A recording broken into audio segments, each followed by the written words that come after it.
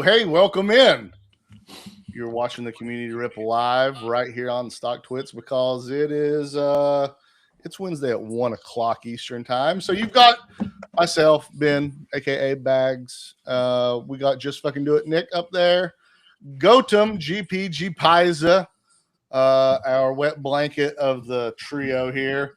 And our first time on our show, our special guest, Sean McLaughlin. Thank you, Sean, so much for showing up. For those who don't know, Sean has been trading for more than 30 years, about 30 years, I guess, and was actually part of the Stocktwits community, is a part of the Stocktwits community, but in 2010 was helping run community.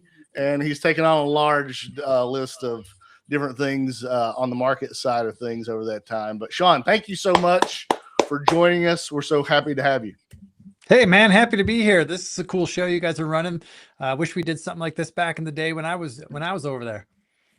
Sean, Nick tweeted out or twatted out or stock twitted out or X'd out, whatever, earlier today that you were going to be on the show. And the first thing I asked you was options. Options is in your handle. Options is your game. What got you into options? And before we started the show, I said, do you have any common positions on? And you kind of looked at me like I had three heads sticking out of my neck. So just give me a little bit about your option journey and why you use options for your trading style. Well, let's be clear. I've traded everything. I started in 1998 as a stock trader, a NASDAQ, I was trading NASDAQ stocks, high volume, doing hundreds of thousands of shares every day. That's what we did at our prop firm. Just crazy scalping. And that was where I learned. And that was during the dot-com bubble. And, it was a struggle to learn, but once I got it, it became very profitable. And, there was a great run there from 99 to 03, where myself and 40 other traders that worked in this office together, we were just absolutely crushing it. We rode the wave up, and then when the market rolled over, the dot-com crash, that's where we really made our money on the way down. Unfortunately, the good times came to an end for a variety of reasons. And I like to say that I've spent the last 20 years of my career unlearning all the bad habits that I learned during those first formative years of trading as a high velocity scalper. But once I graduated from that, so to speak, I got into commodities trading. I launched a small hedge fund doing trend following strategies, very much in the model of the turtle trading. If you guys have heard of the turtle trading, that whole legend. So I ran a fund for that, and I became a member of the Chicago Board of Trade and ran it out of there for a little while. And, all throughout this journey, I had always dabbled in options. Options were something I always found interesting. But it wasn't really until about, I closed my fund down in about 2005, I believe it was. Like I said, it was a small fund, only had a handful of investors, and it was really just one big investor, and then the rest of us were pikers in it. And the plan was this big investor was going to let me build a 3 to 5 year track record, and then we could ramp it up from there. But unfortunately, about 2 years into it, the big investor was an older gentleman, and he just decided he wanted to retire and take his money back and sail off into the sunset. And I couldn't complain. I couldn't disagree with him. He earned that right. And, we made good money. We made like 58% after my 2 and 20 fees in the nearly 2 years we were together. But, we had to close it down because we just didn't have the capital. And it was around that time where I had, been kind of digging deeper into options and digging into the different varieties of spreads that you can put on and the different ways you can make money in a bull market and a bear market and a sideways market. And it just really fascinated me. It really it was like putting a puzzle together every day, right? Like doing these different spreads and strategies. And so that was really where I got excited about it. And I think it was around 2007, 2008. It all blends together now, but around that time is when I started making options my focus, and it's been my focus ever since. I still take the occasional stock trade, and I have a Coinbase account. I do a dabble in crypto a little bit, just for shits and giggles, and managing a long-term Bitcoin position. But 99% of my trading is options for sure. That's awesome. I think one thing I was explaining to you that I use options to help me in my long positions, right? But I think a lot of times when people are thinking about options, they're not always thinking about it's really two real factors, right? It's not just the price, it's also the time. And that's sort of the puzzle that you're putting together. Yeah. Yeah, it's I mean, there's far more to making a decision when putting an options trade than just wanting to be long or be short, right? Like if you're buying a future, or if you're buying just stock, or you're buying crypto, you're making decisions. Is it going up or is it going down? And nothing wrong with that, but that's all it is. I don't want to say that that's simple, but it is simple. It's just, am I bullish or am I bearish? And that's it. But with options, there are multiple things that come into play. You want to figure out, what's the timing? Like, when do you expect this move to play out for you? Do you expect it to happen over the next several days or the next several months? You need to factor in implied volatility. Is implied volatility high? If so, then that might change the type of strategy you're going to use. So there's other factors that come into play. People call them the Greeks, right? And the thing about options that I think scares a lot of people is that there is a lot of terminology in options, and like I mentioned, the Greeks that sounds scary, and it's hard to understand, and it sounds very math heavy, and absolutely it can be if you want it to be, but options doesn't have to be complicated. I like to keep things as simple as possible. Sure, I do spreads and multi-legged spreads, but I do it in a way that I think is pretty approachable and accessible for most active traders. And I don't go down the rabbit hole of like trying to do all kinds of volatility skew spreads and all these things that just make your head bleed. None of that.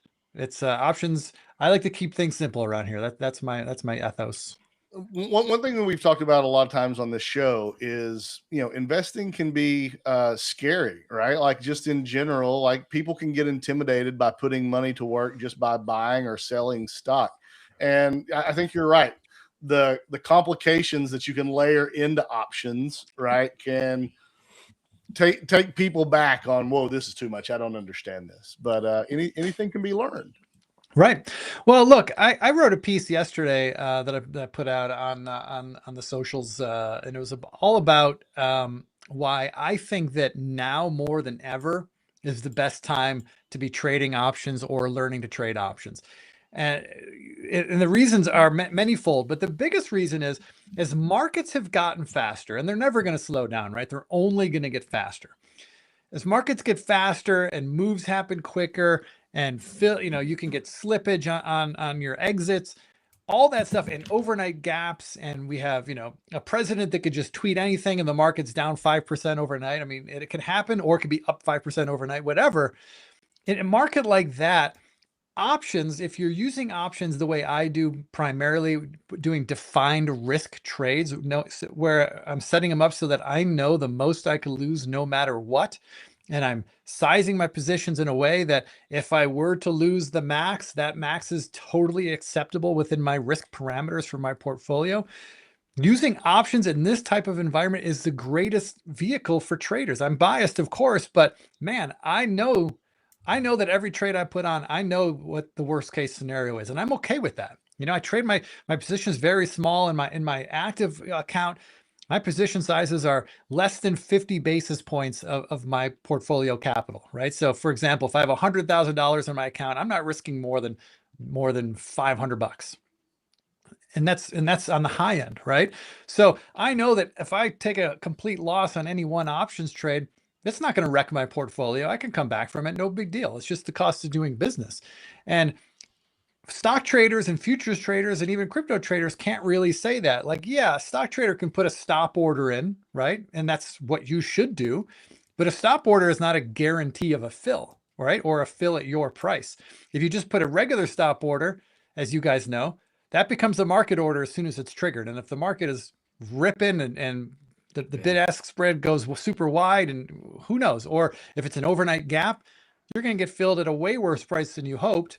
Or if you do a stop limit order, because, hey, if I get stopped, I want to get out at this price. Well, great. If it's an orderly market, maybe you'll get out at that price. But if the market rips through your stop and you don't get a fill, then you're stuck in that position. That's right. So options for me is, and what I love about them, and especially in a fast tape, and as markets get faster and faster, the ability to define my risk is probably the most exciting and most useful piece of options trading for me. I couldn't agree more. And GP said this 100 times, like how much of the market is being controlled by the flow in the options, right? That sets what the price is going to be, or, to the high or the low side. And I really thought it was interesting. And I completely agree with markets are faster than ever before. We see these business cycle graphs of early recession, late recession, early bull, late bull, and these are the sectors that provide. I don't think that that mentality, that playbook stands anymore, because the markets are moving so much faster. Instead of taking months for these things to play out, they're taking weeks to play out, right? And that just compresses time even more. Yeah, it's and the fact that you can create options strategies, defined risk option strategies that can perform in a variety of different markets, that also keeps me very interested, right? Like, I think the real mind expander, mind blower that happened to me when I was learning about options was when someone taught me about trades like a strangle or an iron condor. These are delta neutral trades where you're just betting on the underlying instrument going sideways.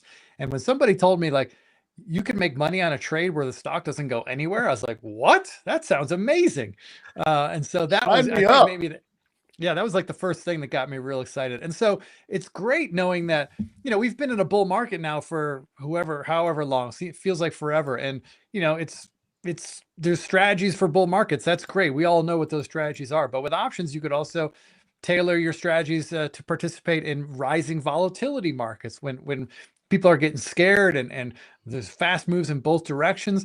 There's option strategies for that. And when we're in a sideways tape, I mean, if you look at, like, say, the S&P 500, if that's something you trade, that's been sideways for the last 2 months. There's strategies to take advantage of that. So options give you a lot of tools for your tool belt to whip out at various times. And man, some of my favorite trades are, when we've been riding a bullish wave for a little while, and then we get like 2-3 days of down moves and the market's down 3-4%, and everyone comes out of the woodwork screaming doom and gloom.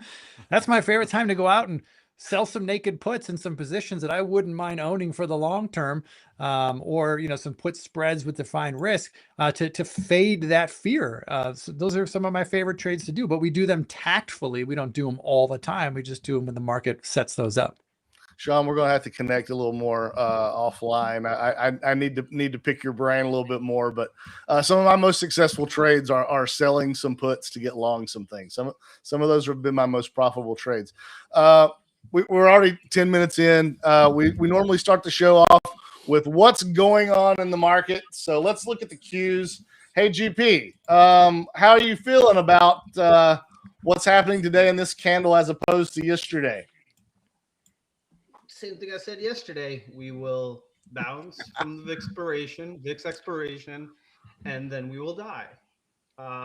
We've done it literally every single year since Volmageddon, right? So if you look at 2018, that happened on February, I believe 5th or 7th or something like that, where lots of people got wiped out in the XIV conversation.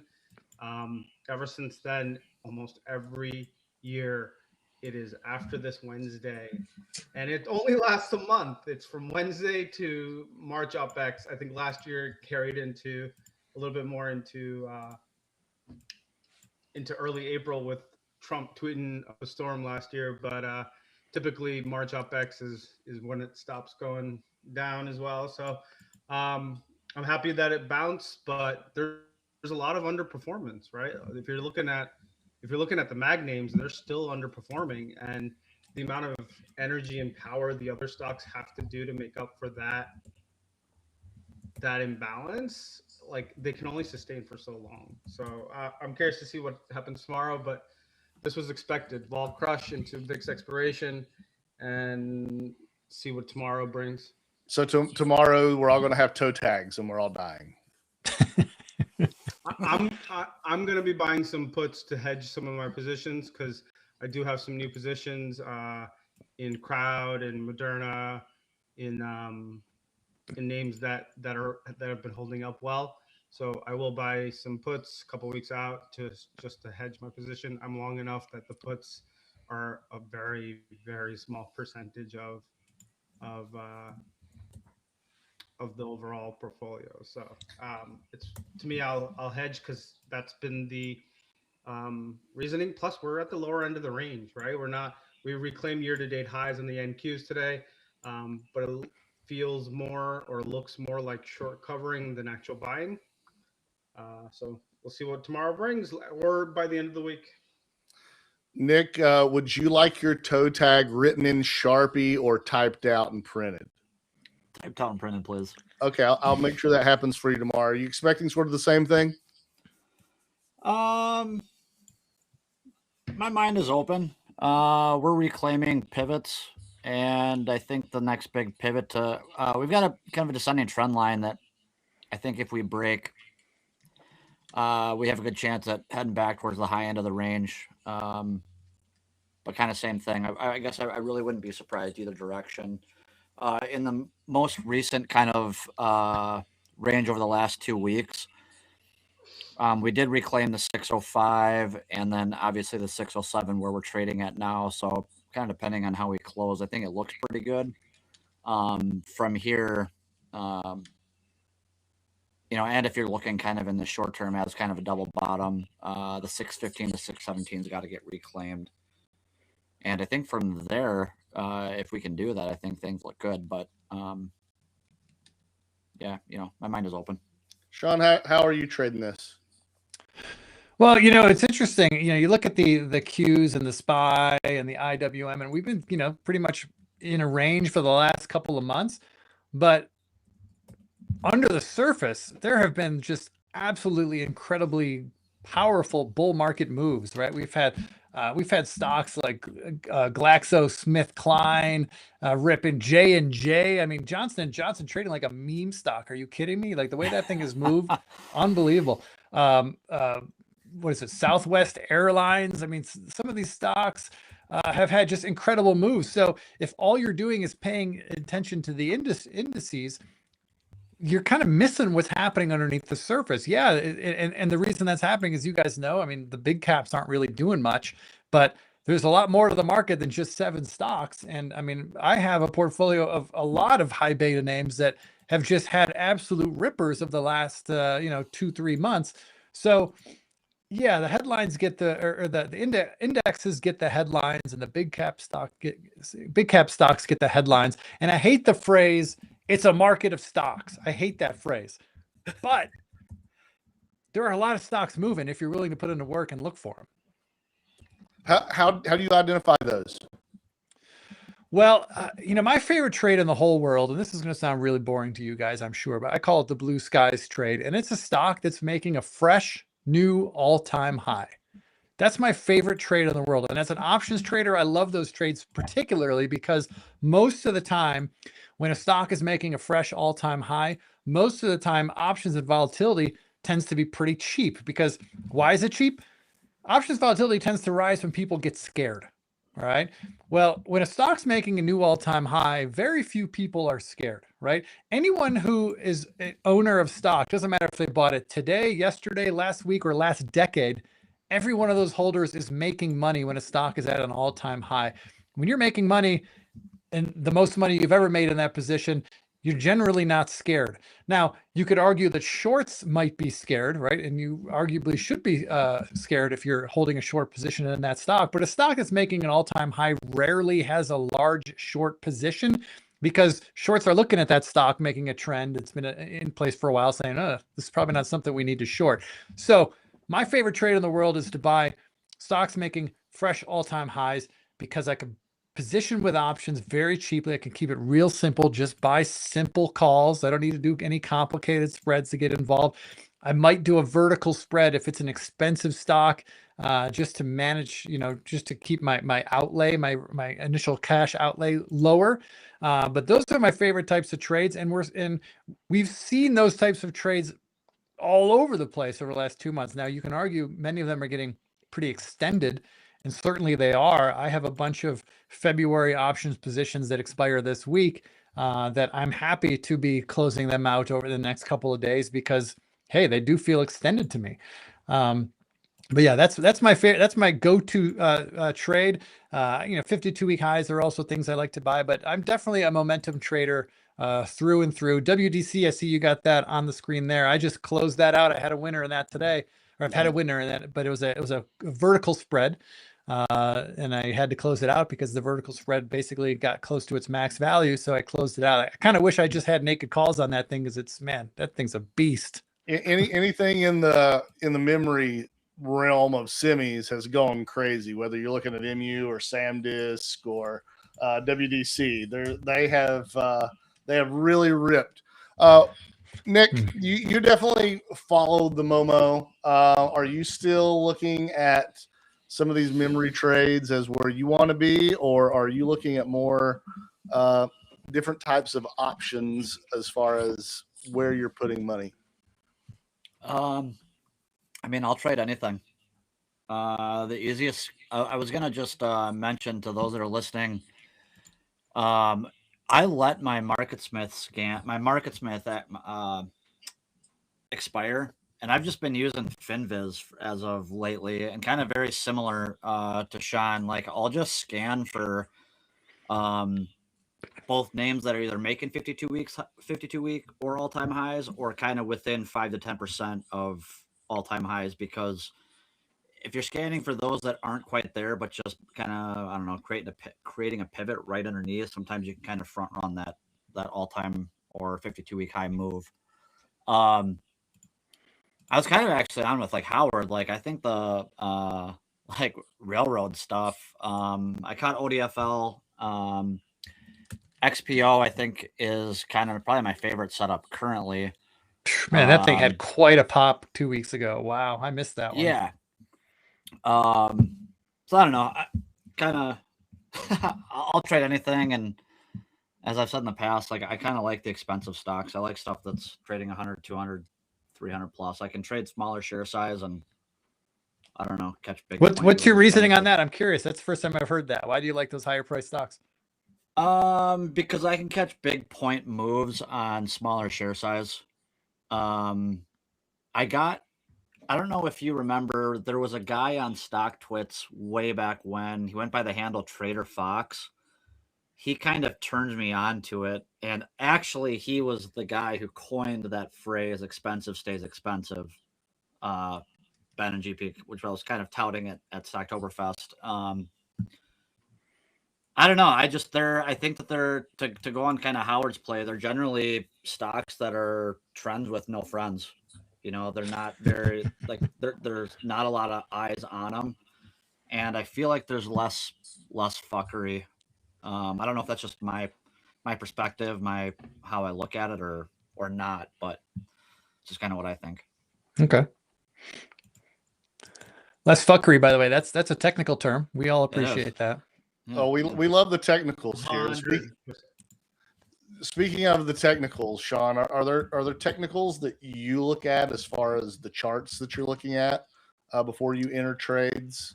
That's a good question. I work with all technical analysts here at All Star Charts, and I don't consider myself a technical analyst. I consider myself an amateur technical analyst, but I definitely am a believer in the charts. I don't follow fundamentals at all. I believe in what my friend Brian Shannon always says: only price pays. The story makes for cute headlines and makes for clickbait, but the thing that only really matters is the price. And so as far as technical patterns that I pay attention to, I mean, I pay attention to relative strength. Relative strength is important to me. But again, going back to what I was talking about before, like for me, it's just breakouts. That's the thing. If it's an all-time high, of course, or 52-week high, or some kind of breakout from some kind of base that has, good 3 to 4 months in it. Those are the things I look for technically. That's, I guess the other thing I look for too is, I get real excited when I see a stock at or near some kind of, important level, near a high level, and it's highly shorted. If there's a lot of short interest in that name, that gets me excited because that's a lot of fuel to the fire if this thing could start ripping. So those are the things I pay attention to. And then when I'm in trades, once I have a trade on, I will pay attention to the moving averages. 50-period moving average tends to be a good one for me to just ride momentum. I use the anchored VWAP a bit, not as much as I probably should, but I like to keep it simple. My charts are very bare bones, right? I have volume. I've got, because I'm an options trader, I have implied volatility, and then I have a 50-period moving average on my charts, and that's it. I like to keep it simple. You ever follow like the 10-day high and the 55-day high breakouts that the turtles used to?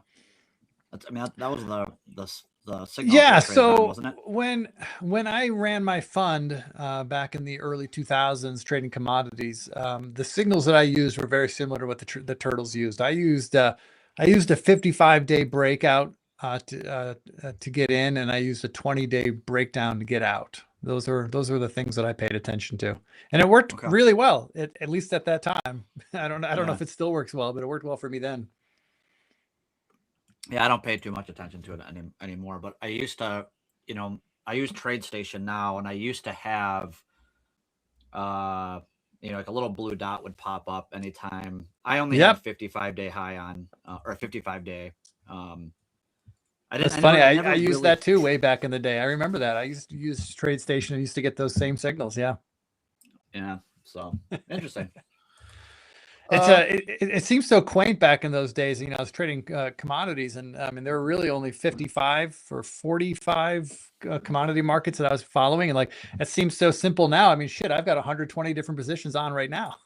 So that hurts my brain, Sean. I'm just going to be honest with you. That hurts my brain. Well, look, I'm glad you said that because I get that a lot from people. Like, man, you got 120 positions. How do you manage that? Well, let's go back to what I said earlier about one of the things I love about options. That is defined risk, right? So when I put my trades on, I know the most I can lose. That's fine. That's great.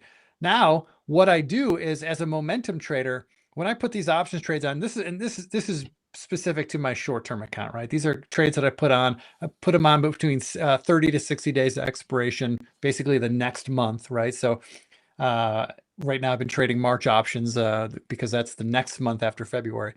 And when I put these trades on, my goal is I want to ride these things all the way to expiration day because they're winning, right? If they're winning, I don't want to even think about them. So this sounds crazy to some people, but I don't even look at my winning trades. I mean, I'm aware because I'm curious and I like to see profits, but I'm not watching them tick by tick, seeing what they're doing. Instead, I've got my position blotter here. I got all my positions. I could sort them by open P&L. And all I'm doing is paying attention to the positions at the bottom of that list, the ones that are losing. Yeah.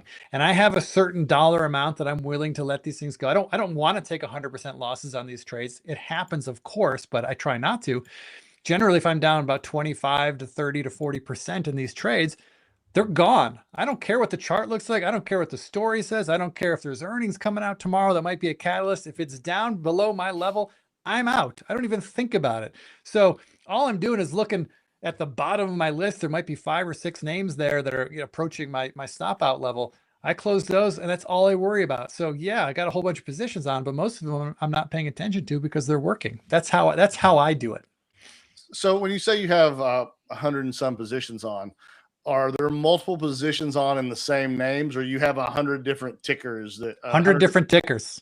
Wow. Yeah, 100 different tickers. Yeah. It's crazy. GP, is that what your screen looks like on a daily basis too?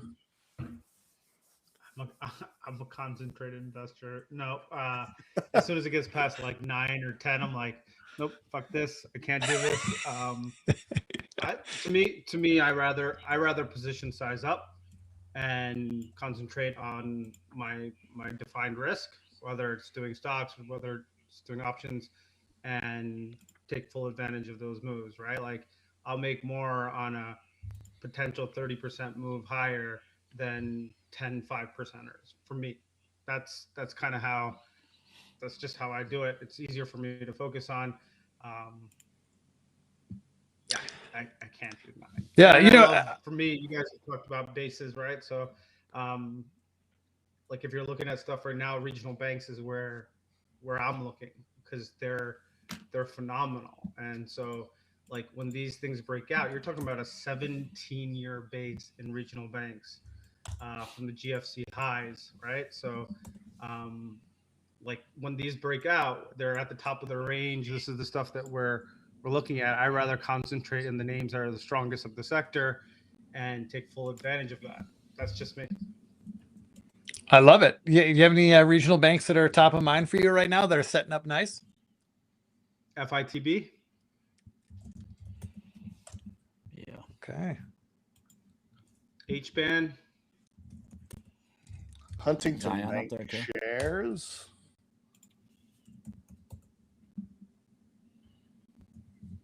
I think FNC is the other one. I can't remember the ticker, but you could just do KRE, right? Like, you can do small cap regional financials or just regional financials in general, right? We got in the beginning of the year, we got confirmation of the Dow theory as well as Dr. Copper breaking out. So Nick, what you were talking about in terms of railroads, it's fully in line with that. And then regional banks, which are ultimately the lifeblood of our economy, if they're not going higher, we're screwed anyway, right? So, and they're out of a 17-year base where they shook the tree. Do you guys remember 2023 with the SVB crisis? Yes. Yeah, that lasted all of 3 days. But a weekend. Yeah, well, lasted a weekend. Yeah, it was one billionaire going after a bank, and that's all it was really. But it was this whole concept. But so like it's lasted the test of time.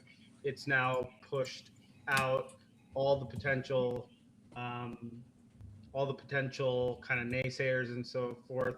And so when this breaks out, when this gets ready to go, I rather concentrate my risk here and then have like 100 positions, because this like if you trade trending markets, and there's trending, as Sean alluded to earlier, just because the FANGs suck doesn't mean the other names suck. Like look at what Royal Caribbean has done. Look at what FedEx has done. Look at what UPS has done. Like transports are breaking out. The theory, Dow theory, which if you're new to trading, probably never heard of, but anyone going back 15, 20 years, Dow theory is something that actually used to work. So something to keep in mind.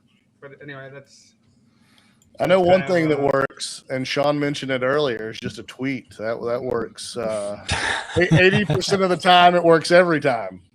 You're quoting my favorite movie. Yeah. Love it. Hey, Nick, you sent some notes over. One name that I did notice that had been getting smacked, you brought up restaurants. Wendy's having a huge day today after getting kicked in the teeth for not being so great. Yeah. But I guess Wendy's isn't one that I pay attention to. Well, I just bring it up because it's trending. If you go on Stocktwits right now, you'll see that What's Trending tab, and it'll tell you all the information. But I don't know, Nick, what restaurants were you thinking? But that's one hell of a move off of what was pretty much panned as a very sour earnings report. I was looking at Kava, I was looking at Shake Shack, and then Texas Roadhouse are the three that I was looking at. Texas Roadhouse, I like it's expensive, and I like the base. You've got about 100. Let's see, you've got about a 50-point range 40 to 50 point range in the base. So when it does break out, gun to head, I would imagine it heads towards 250. What was the other one? Shake Shack. I liked kind of same thing. Like Shack's got a big range from about 80 to 130, another about 50 point range. And I think what I like about Shack here is you could probably build into it, being that it's at the low end of its range currently. And then Kava, just kind of, as I was kind of scrolling tickers, it kind of reclaimed the high of its IPO base and had broken out of a descending channel that it was in. The thing I don't particularly like about Kava is that the long-term moving averages are still pointing down and are going to need some time to kind of flatline and curl back up. So that might act as some, resistance to price breaking higher. But if you head to Kava on the daily, I like the island formation that it's setting. So I think if you were going to trade Kava, your first target would probably be mid 80s and then probably gravitate towards that gap fill at 100. It's got both kind of an island look to it and a bit of an inverse head and shoulders. I don't really care the name of the pattern. I just care what it implies. So those were the three that I was kind of those were kind of the three that stuck out. I did look at Chipotle. Chipotle looked a little bit similar to Kava, where it's kind of building out a inverse head and shoulders, but the island isn't as pretty on Chipotle as it is in Kava. I actually had Chipotle this weekend, and I kind of gave the look like, and I did get like a partial scoop more meat. So anyway, yeah. Check out GP. Wingstop. Yeah, you were saying something, GP. Oh, just the W, Wingstop. The dub. Oh yeah.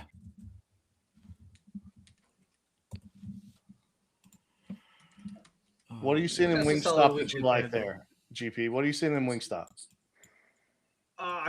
I love the consolidation. I love the double bottom. I love the fact that it's off the rising 50 week. Not that I really care about moving averages, but it's rising. The trend of the moving averages is what matters to me. These guys continue to crush it. They're still opening up stores. They're still growing. It's not fried wings. It's on the healthier side. That's all the fundamental bullshit, but ultimately, I just like the way it looks. I mean, I like wings. This is one of those wait for confirmation moves, right? To me, it's like if it retraces here, that's where I'd be looking for it. Next time Sean comes on with us, we're all going to get like an 8-piece wings and a beer to talk about Wingstop. Hey, I'm originally from Buffalo, New York, so speaking wings, that's my language. That's my love language. Nice. Ironically, I won't be having any wings, but you can have. I'm sure they have cauliflower wings or something that we can get for you. I've had those. They're fine. Wings. They're healthy. That's just vegetables.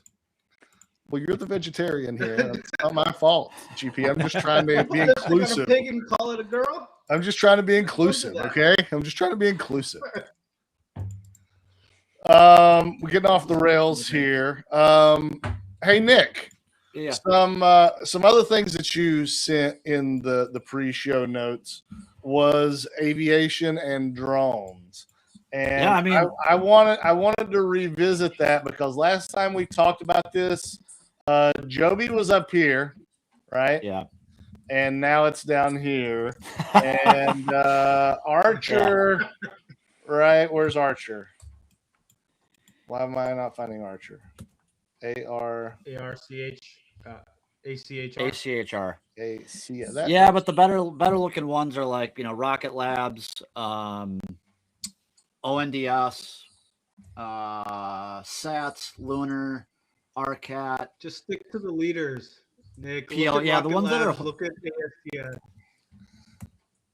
I'm not kink shaming anyone on this show. I just know that Joby was a favorite, and that's the reason why I had that chart pulled up first. Yeah.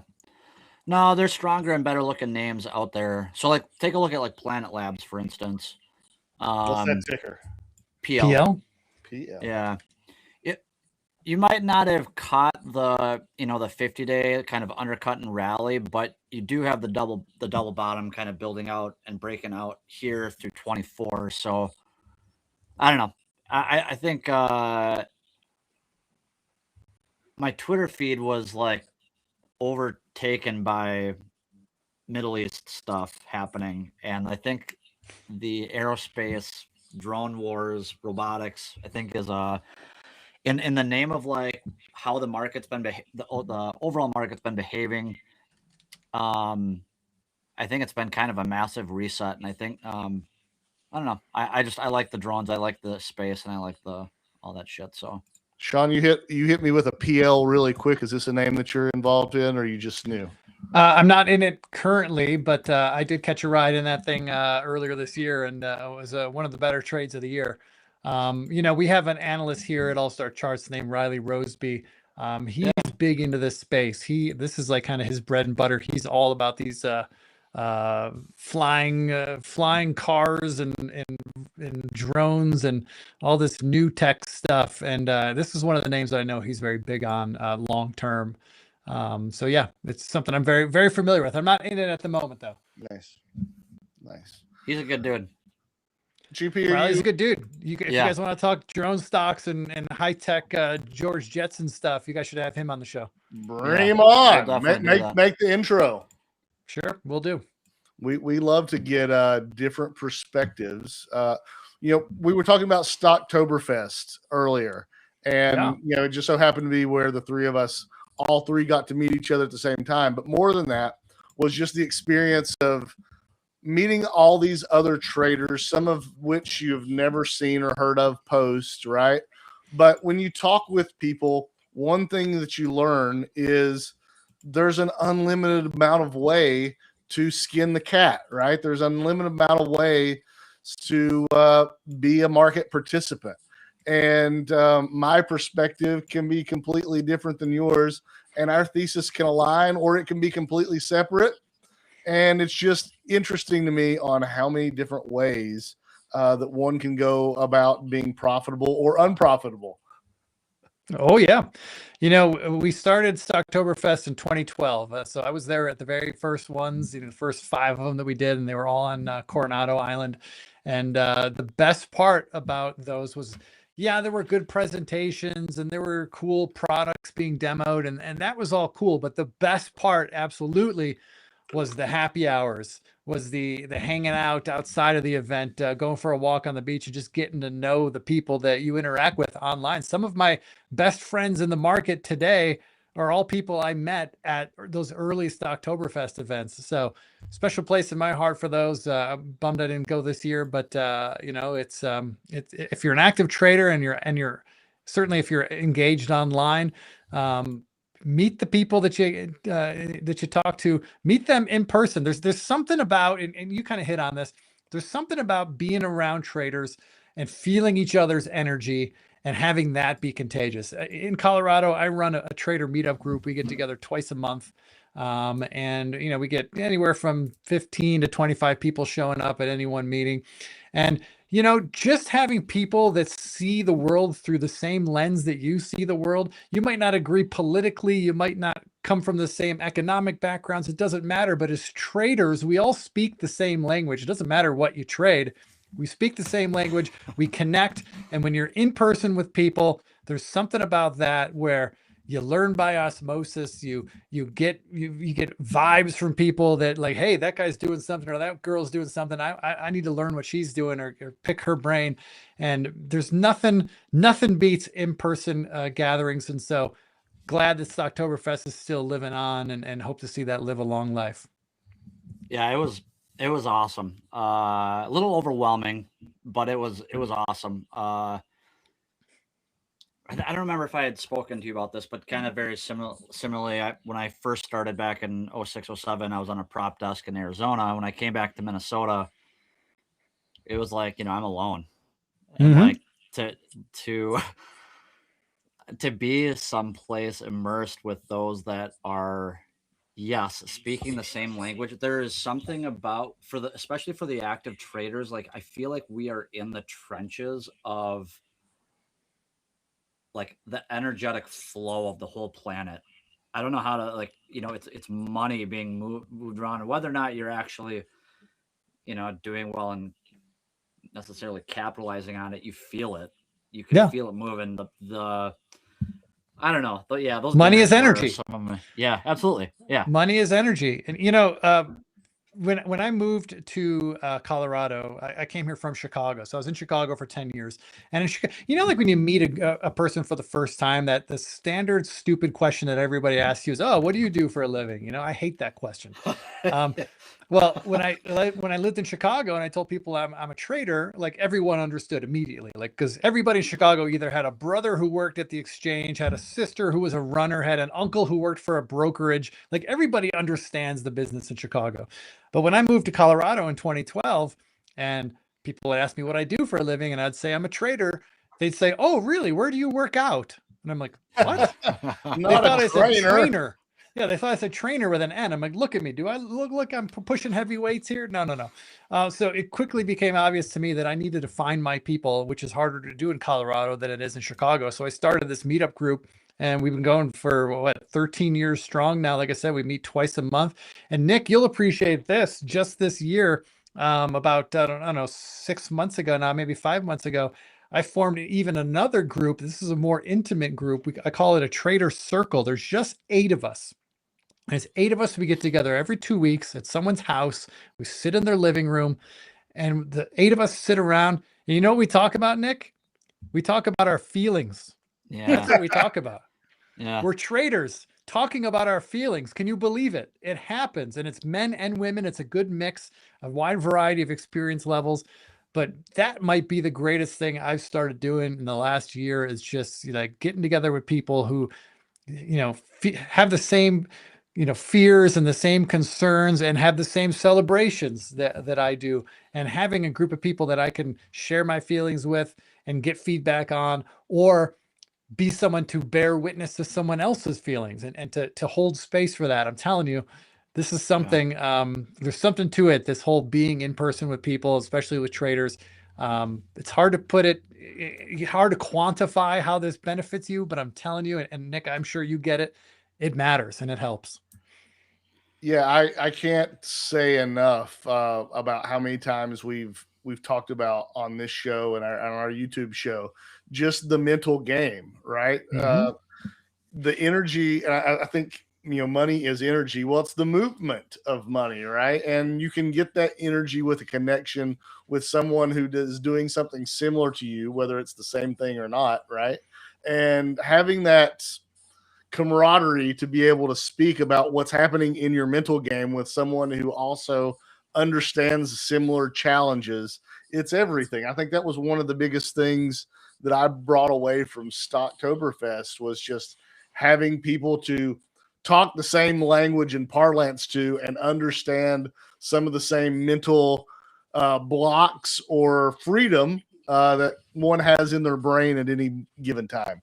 Well, Ben, you're so right, and the mental part is the biggest part. I say this all the time. I'm a broken record on this, but if you're a new trader, yeah, you can go to a weekend seminar and learn a profitable trading strategy. You could learn the X's and O's of that strategy, and it could be back tested, and it could be proofed, and people could trade it now, and you could see that they're making money, and you could be given that tool, and within 2 days know how to use it. Great. However, that's not where the game ends. That's just the beginning, because as soon as that strategy that you just learned, that strategy that works every time, or the way it's been marketed to you, as soon as that strategy hits a losing streak or has that 2 or 3 trades in a row that lose, are you going to take that 4th trade? That's where the magic happens. And that's where your brain comes in and your mental mindset. And that's the stuff that matters. And I can tell you, I've worked with all kinds of successful trading strategies that I know work, and I've got the proof that they work, but sometimes they don't work. And it's because I screwed something up with it, because I didn't take a signal, or I got scared, or I took risk off when I shouldn't have because I was worried. It's I'm telling you, that's where the rubber meets the road for real traders, is making sure that your mindset is right, and building routines to ensure that you're in that mindset as best as, as often as possible. It's not, it's not perfect. You can't do it every time, but knowing when you're not in that right mindset, to have the willingness to step away and maybe not do some trades for a little while because you're not in the right headspace. That takes time. And there's no timeline for that. When I meet a new trader, like, oh, and they say, how long till I become a successful trader? I'm like, I don't know. You can have a great strategy, but until you can get to a point where you can trust yourself. Yeah, it's, you don't know. That's the thing. The thing about it too is like life experience, how they're filtering the information that's coming through, the lenses that are interfering with how they are looking at the information and the price action. I was going to say, I would imagine you're probably seeing this, but with like your groups, I think one of the most difficult things about both retail and prop traders, especially guys on their own, is being aware of their own blind spots.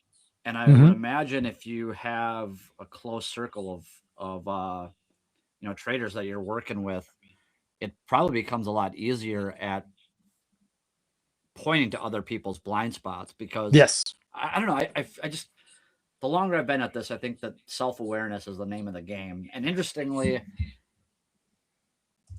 I think if you asked anybody for them to say they didn't get into this game for something other than the money, they're probably lying. But it's fascinating to me how the money comes, the more aware of yourself you are, because it's very counterintuitive a lot of the time, when you should be, how many times do you hear someone say, like, the minute I got stopped out, it stopped me out by a penny and then ran the other direction, or vice versa. And it's I don't know, just as Twitter is really blown up in FinTwit, it's kind of like, it's interesting to see the people that are, or at least perceived, that are really excelling versus those that aren't.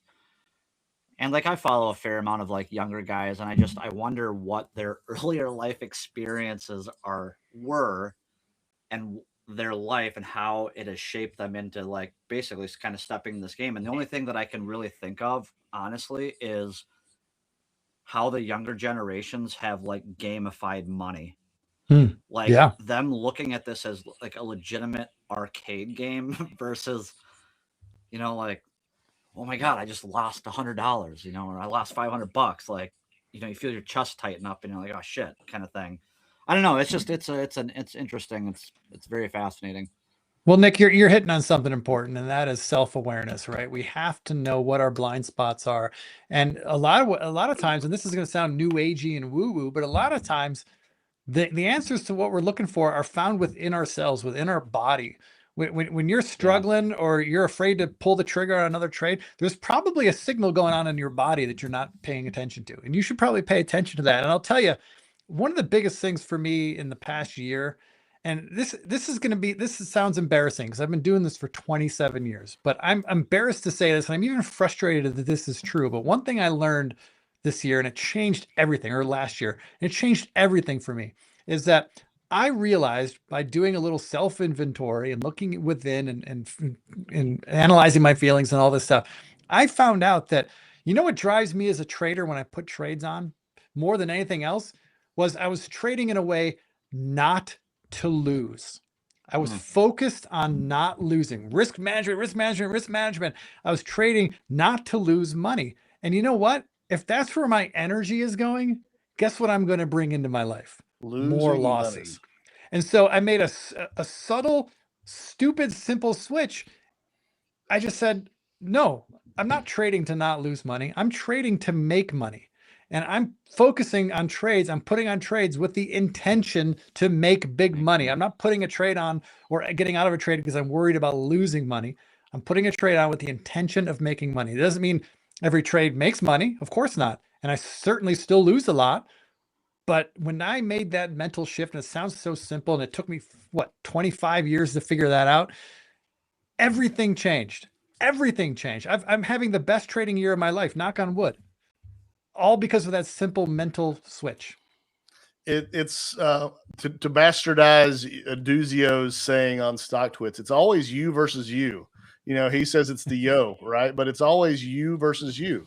And I think when you distill it down to that point, it's like anything else in life. The passion, the energy, the work that you bring into it is one piece of it.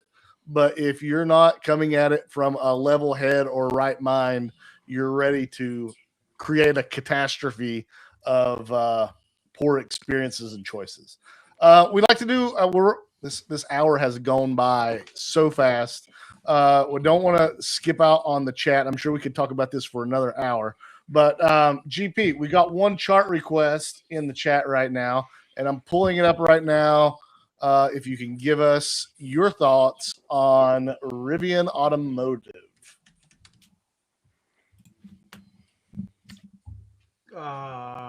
It's in a base, right? Like right now it's sitting in the middle of the base. It's above the rising 50-week moving average. You trade the ranges. When it gets to the bottom, middle, whatever it is, you try to take on trades and stuff like that. We talked about this. This is the mental fuck zone, right? This is where they fucking destroy you, right? Like this is you. It's a base. This base can last a decade. It can last 2 months. It can last 2 decades. Look at when, if you're looking at it. So trade the ranges until the ranges break with some meaningful authority, right? When you use all your power just to get to the top of the range, you're most likely not going to break out, right? This has got to be like, it's got to stop doing what it went from 24 to 14, right? So it's a 50% retrace on the earnings move. It's probably going lower because this refuses to just have a simple 20-25% correction consolidation where it can rise from. When you have these wild moves from either side, the power needed to get back to the top makes it a more annoying base. They're going into production soon. Maybe they figure something out, but this stock is in no man's land. It is the point where your energy gets drained from your soul. And when it breaks out, what you're going to do is most likely short it because you're a dumbass. But that's a whole different conversation. I'm joking about the dumbass part. But the reality is, like, you get destroyed by these ranges. Stick to trimming. I think, Ben, you trimmed at the top or near the top of the range. Waited for it to come back in. I don't know if you bought back in, but like with great volatility comes great power, my friends. It's you're in that scenario here. Well, this is not quite as detailed as my version of the chart. This is the show version of the chart, but you can clearly see the range. You can clearly see a midline. You know, I've been trading this pretty successfully for over 2 years now, the ups and downs. And Sean can maybe teach me how I might have could have done that better with some options. But I did really well with common shares, just trading the range. And, you know, I trimmed some out up in the 20s. And then on this latest pop up here that happened last week, I'm down to a minimal, just sort of what I reference as to like a bookmark position that I want to look at this again. And it's in my portfolio. So it's really easy for me to go buy some more shares. But GP, I think you're exactly right. I think it's probably coming back down to 14 or 13. I don't know that it's going to come back into this uptrend line here, but I fully expect it to move down. I would say at least into the 15s. I mean, it's at 16.25 right now. So I feel pretty good with the trades I've made. And again, I've been doing this on this chart for more than 2 years now. So every chart has their own DNA and structure, and you get to know it. And like you said, GP, this is a stage 1 base, right? So expect max pain all the time. That's, dude, it's like, so when I talk about bases, right, take a look at Win. Win has been literally basing for 25 years, or what people will call range bound trading or whatever it is, right? It's gone nowhere for 25 years. If your expectation is that you're not trimming at the top and buying stuff, like when these, to me, when these bases start to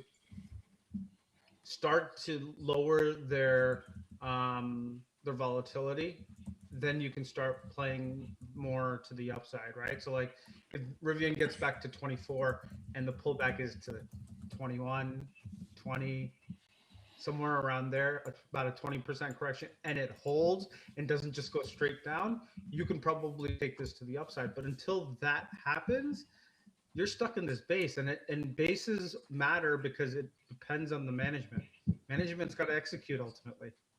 I mean, I love my $10 cost shares that I have down here, but don't think for a second that I'm married to them. That's it. Let's do our Sean. We always end the show with last word. I'll let you hear the other guys before you give your last word. But Nick, okay, hit us up with something. I mean, in the name of trading to win, avoid dead money.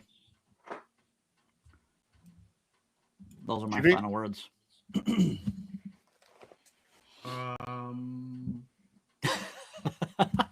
Use Sharpie on your toe tag. Well, no, it's like I said earlier, with great volatility comes great power. But get yourself out of the gutter with these mental fuck zones with stage 1 bases. Sean started the conversation out right at the beginning. Strong stays strong for a reason. People are buying strong stocks. Those are like the trends right now that are all working is all breaking out from 52-week highs and going nuts. Look at Rio, look at ExxonMobil. Anyway, continue. Sean, what do you got for us? I got two things. Number one, I'm glad that we talked a lot about energy today. Not energy stocks, but our stores of energy. I think that was pull up the XLE real quick. No, I'm just joking. I think that was a good thing to talk about. It's an important topic, and traders don't spend enough time thinking about that kind of stuff. But that's what affects our minds, which affects our trading, and I think that's very important. The second thing I want to bring up is, Ben, I couldn't help but notice in your background there those Denver Broncos helmets. So hold on one sec. I got to represent here. Got to represent my Buffalo Bills.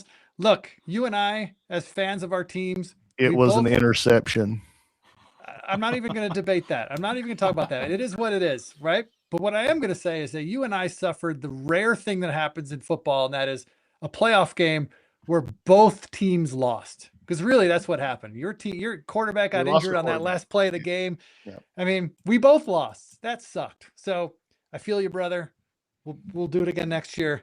I'm sure that the two teams do play. We play in Denver next year, so we'll have a real game. Yeah, that'll be something. A huge sports fan over here, of course. But my last word is just appreciation and gratitude. So it's my last couple words. Sean, just so pleased and so grateful to have met you. I had some time to have a conversation with you. Of course, I'm always appreciative of these two yokels, GP and Nick. And we got to shout out producer Ryan. Ryan, love you. Thanks for putting on the show. Hey, don't forget, we're always here every week on Wednesday at 1 p.m. Eastern time. Not noon, Nick, 1 p.m. Eastern time. Community Rip Live right here on Stocktwits. We hope you'll join us. Until next time, we'll see you then.